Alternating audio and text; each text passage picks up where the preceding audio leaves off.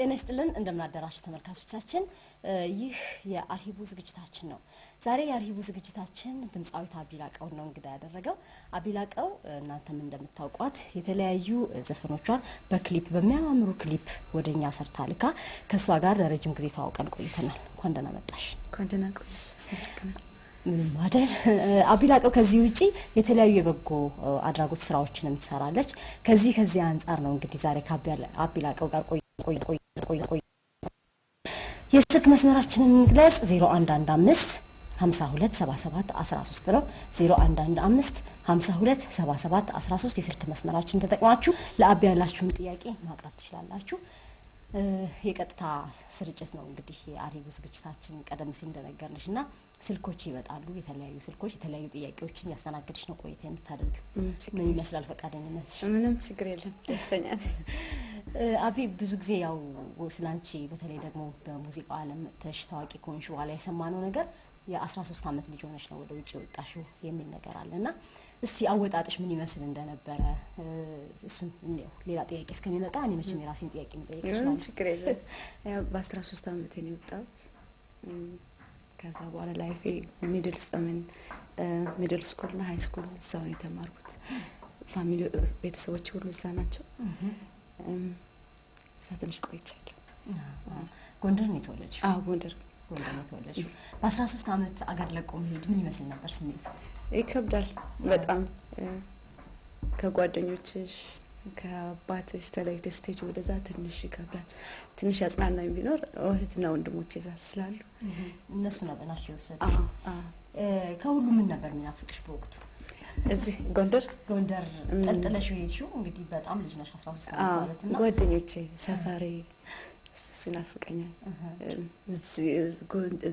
አገር ቤት እንደምትጫወት እዛ ጨዋታ የለም። ጨዋታው ደስ ይላል። ወንድሞችሽ እዛ ናቸው? በርካታ ወንድሞች ናቸው ያሏት ይባላል ማለት ነው? 4 ወንድም 2 እህት አለኝ። ትልቅ ፋሚሊ ነው ያላችሁ።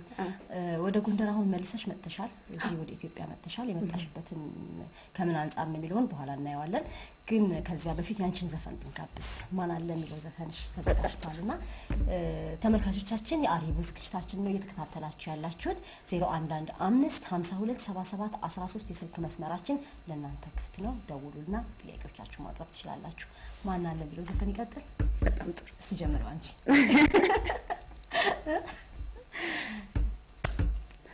ማን አለ እንዳንተ ያለ እንትዝታ አይኔ ላይ ዋለ የማስበው ጥሩ ቀሪውን ከዛው ነው